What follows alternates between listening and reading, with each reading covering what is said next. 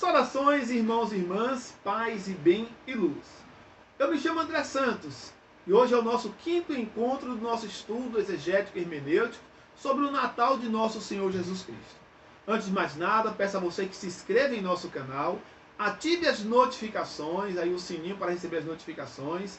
E caso você ainda não tenha assistido os nossos 4 primeiros vídeos, deixarei aí o link na descrição deste nosso vídeo. E hoje estou gravando aqui no domingo, o quarto domingo do Advento, o domingo que nos antecede ao Natal, nos prepara para receber esse nosso Salvador, que outrora já se manifestou em nossa vida, em nossa humanidade.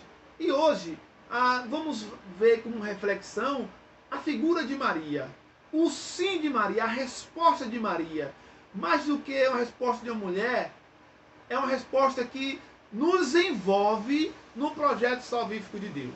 A resposta de Maria, ela simboliza a resposta da humanidade ao projeto salvífico de Deus. Quando Maria diz, o faça-se em mim segundo a tua palavra, eis aqui a serva do Senhor, Maria está nos representando, está dizendo assim, que nós humanos, quando Deus se manifesta no meio de nós, Maria está dizendo que nós, seres humanos, nós estamos colocando, Senhor, a sua vontade. Faça-se em nós a sua vontade. E assim Deus fez. Deus se encarnou no meio da humanidade. E no meio da humanidade ele manifestou a si mesmo. Manifestou o seu amor, manifestou a sua identidade. E nós vamos ver tudo isso na pessoa de Jesus. A gente já falou aqui anteriormente, as personagens envolvidas no Natal, não podemos compreender, seja a figura do Pai, seja a figura do Espírito Santo, seja a figura de Maria, de José, dos anjos, sem ver a figura de Jesus. Por quê? Porque ele é a plenitude da revelação divina. É ele que nos dá a conhecer o Pai e, ao mesmo tempo, o Pai nos dá a conhecer o seu Filho, Jesus Cristo. Então, hoje, quando se traz a temática do sim de Maria e coloca Maria como a arca da aliança, a gente só vai compreender isso, essa dinamicidade, o que significa essa arca da aliança, de fato, na vida itinerante de Jesus, na vida missionária de Jesus, na sua revelação divina. Primeiro momento, quando Jesus se depara com os discípulos de João. Logo, João aponta, eis o Cordeiro de Deus, e os discípulos vão ao encontro dele e pergunta, mestre, onde moras? E Jesus vem e vê. E os discípulos vão ver onde é a casa de Jesus, onde é a morada desse Deus humano e ao mesmo tempo divino. Onde que é? E aí, a vida de Jesus revela para toda a humanidade, definitivamente, onde é a morada de Deus. No meio do povo. Deus se faz presente no meio do povo. Uma outra situação que a gente vai compreender, faz a gente compreender melhor ainda toda a dinamicidade dessa liturgia, dessa pessoa de Maria como arca da aliança, é quando Jesus é indagado lá pelos judeus, lá no período da Páscoa, antes da sua paixão, e quando ele está discutindo lá, e os judeus querendo pegar Jesus para crucificar, para matar antes do templo, e Jesus vai dizer, olha, destruireis esse templo e eu reconstruirei em 3 dias. Enquanto os judeus pensavam assim, que Jesus estava falando do templo de pedra e zombava dele, levaram não sei quantos anos para construir um templo como esse, você vai construir em 3 dias? E quando eles pensavam que Jesus falava do templo de pedra, Jesus falava do seu templo, do seu corpo, prefigurando e mostrando para nós que o nosso corpo é templo salvífico de Deus. É templo e morada de Deus. É o nosso corpo. É a nossa igreja. É a nossa igreja. E outra passagem, os discípulos, principalmente Paulo, vai falar assim, olha, vocês são templos do Espírito Santo. Paulo vai pregar para a comunidade, fazendo essa leitura de Jesus, da vida de Jesus, vai dizer que nós somos moradas de Deus. Somos templos vivos de Deus. Templos de Deus. Outros momentos, vai ter outros momentos como a Pentecostes, quando o Espírito Santo para sobre aquela casa reunida e todos ficam cheios do Espírito Santo, mas cheios por quê? De uma vida missionária. Saem pregando por aí, irradiando o projeto de vida de Deus. Ou seja, Ali está a casa, ali a manifestação de Deus se encontra em cada um de nós. Isso porque, a partir deste momento, a vida missionária, né, os exegetas bíblicas vão compreender Maria como a Arca da Aliança.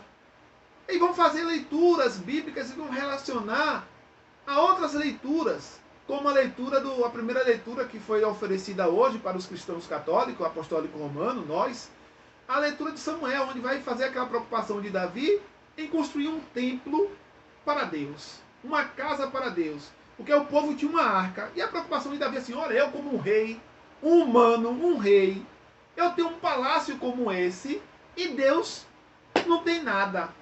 Agora, olha interessante, porque eu vou mostrar para vocês quando essa preocupação de Davi, Deus vai ficar tão preocupado com isso, e a gente malmente compreendeu hoje na nossa realidade.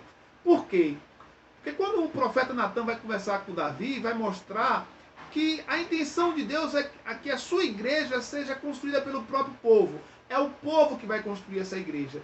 E a compreensão de igreja, ela só vai ser revelada, como eu falei, na pessoa de Jesus Cristo. Porque é a vida do povo, é o meio do povo que vai ser constituído como a morada eterna do Pai. A figura de Maria ali, quando recebe, Maria representa este povo, toda essa humanidade que acolhe o Deus da vida, a manifestação de Deus. Por isso que ele é templo. Mas é exatamente quando se fala assim, ó, da eclesia, de uma assembleia reunida, do povo, da vida itinerante de Jesus, da morada de Jesus, é essa figura que o povo, eu, você, nós somos esta casa de Deus hoje. É a manifestação de Deus. Se os judeus tinham uma pequena arca, que é por onde Deus falava, olha a ideia assim, olha, Maria se torna essa arca que gera para o mundo este Deus. Que gera para o mundo esse Deus. E quando a gente tem a ideia, onde está Deus? Onde está Deus? Está no povo. E olha que interessante, aqui eu termino esse vídeo, para não ficar muito longo, mas a gente vai compreender isso muito bem, numa matéria chamada escatologia, e principalmente nas leituras que nos antecederam ali, o advento, né? Nos mostrando o fim dos tempos.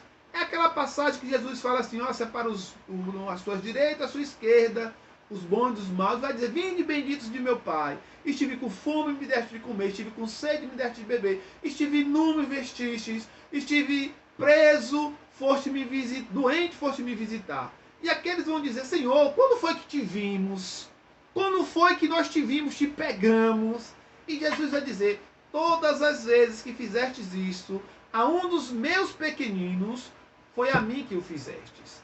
Essa é uma profundidade imensa. Isso vai dizer o seguinte, que nós seremos salvos pelas vezes que servimos Jesus no outro, principalmente nos mais necessitados. E hoje, nesse tempo de pandemia, a gente vê as pessoas falando, Senhor, onde está? Deus vai nos ajudar, Deus vai nos ajudar. E quando a gente tem essa ideia que Deus se manifesta no outro, e que a gente ajuda, a gente é o Deus também que se manifesta para o outro, como é que Deus poderia ajudar cada um de nós agora, se não no isolamento? Se não no isolamento social.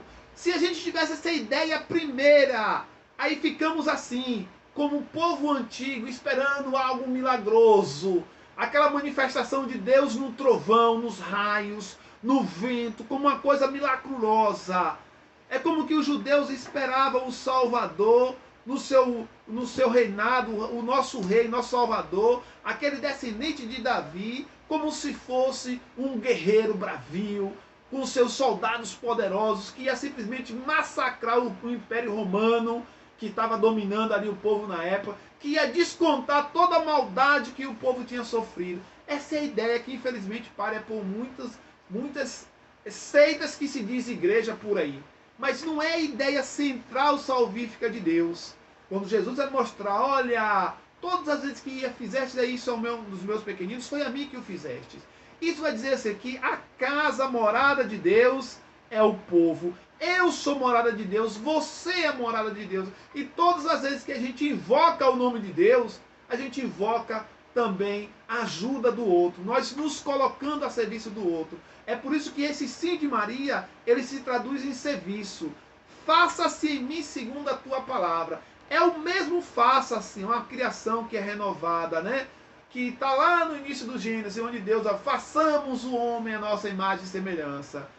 Se o homem foi criado lá, é uma nova humanidade é criada agora, uma humanidade pairante de Deus.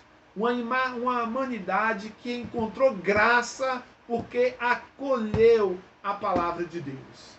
E assim sejamos nós, que aprendamos com Maria, que aprendamos com Jesus. Pedimos sempre, estamos aí pedindo socorro a Deus. Olha que interessante, que Deus nos socorra dessa pandemia. E quando a gente olha para esse itinerário desse Deus que se manifesta no humano, a gente vai compreender quando eu digo assim, socorro, irmão, fica no seu distanciamento que eu fico no meu distanciamento. Socorro, humanidade, não aglomere.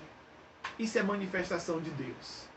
Isso é saber que o Deus que está em você está a serviço dos mais necessitados. E hoje, os mais necessitados são os nossos idosos, são aqueles que têm a saúde mais fragilizada e que depende de nós, do Deus que manifesta em nós, para nos ajudar nessa pandemia. Que o Senhor nos abençoe, que aprendamos com o sim de Maria a servir com amor, gratuidade e paz. Eu estou olhando para aqui para o tablet, mas é por tempo, né? Eu peço desculpa por tempo longo, mas é por relógio, não estou lendo. Tchau, tchau, que Deus abençoe.